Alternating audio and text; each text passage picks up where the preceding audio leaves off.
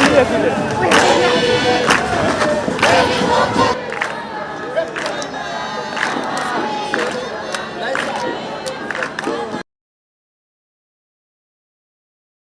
Katika nchi kama yetu hii ambayo tunatambua wazi kabisa kwamba chama kinaweza kushinda uchaguzi wa kushika dola kwa kura 2025, vipi watu 100,000 wanakuwa hawapigi kura?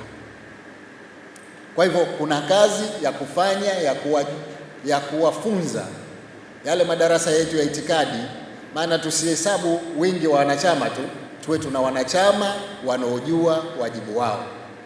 Mimi nina uhakika katika watu hawa 108,000 zaidi ya 90% watakuwa ni wetu sie, kwa sababu tunabweteka, tunasema tutashinda tu. Hushindi bila ya kupiga kura.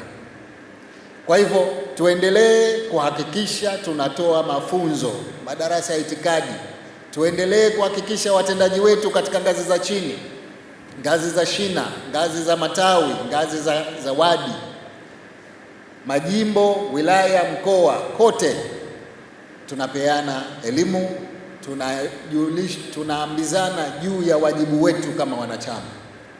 Wajibu mkubwa wa wanachama ni kuhakikisha chama kinashinda. Na sasa hivi tuna tatizo la generation mpya, kizazi kipya.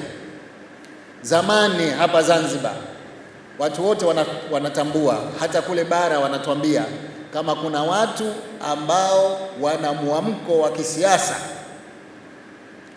Wazanzibari wa zama zilizopita walikuwa na mwamko mkubwa sana. Ilikuwa hutafuti mtu kwenda kumfuata akapige kura. Ilikuwa watu wanakwenda kupiga kura na waliokuwa hospitali wanaenda kuchukuliwa, wanafikishwa kwenye vituo, wanapiga kura. Leo ni kinyume chake. Ukimpa mtu kazi inabidi awatafutie na usafiri, inabidi amfuate nyumba moja moja. Bado tuna kazi ya kufanya. Ndio maana watu zaidi ya 100,000 hawakupiga kura. Dkt. Mwinyi nywele zimetoka kichwani, lakini ameyafanya haya na wajibu sasa kwa ajili ya maendeleo na uchungu mkubwa sana wa wananchi wake wa Zanzibar. Kwa Dkt. Mwinyi, endelea kuwapenda wananchi wako wa Zanzibar. Utakuja kunenepa baadaye, utakuja kuota nywele baadaye.